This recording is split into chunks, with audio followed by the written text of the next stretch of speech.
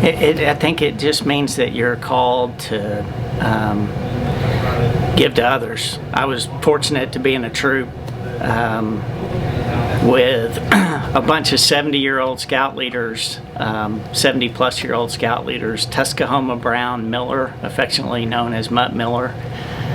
Charles Sebastian, Floyd Snyder, a bunch of guys that were way past having kids in the troop and just continued to participate and lead and give. And without us knowing it, they were teaching us the lessons that, you know, we were called to serve others, and we were called to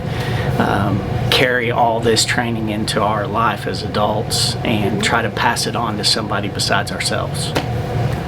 We took an old school bus with no air conditioning out there, and so I remember it being really hot. I remember the first 3 days we set up camp, it rained every day right when we were setting up camp,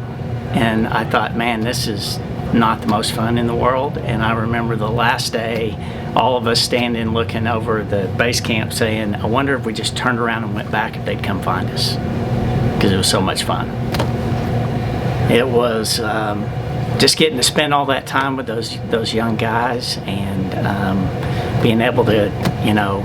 contain that energy in a way that we would teach them something and then use that energy for something good was a lot of fun. I had the opportunity to sit in on a couple of Eagle Board reviews for a couple of those kids that went all the way from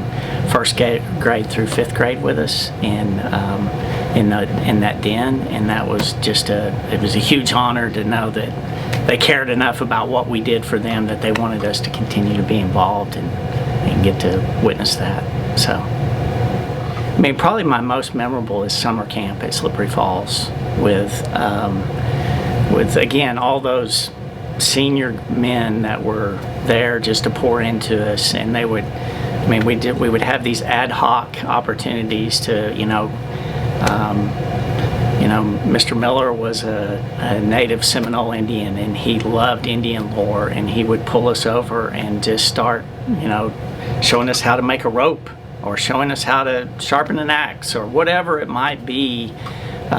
He loved to teach, and he was a teacher by profession, and he loved to continue to do that. And so being there with that group of peers and in that environment is probably one of my favorite memories.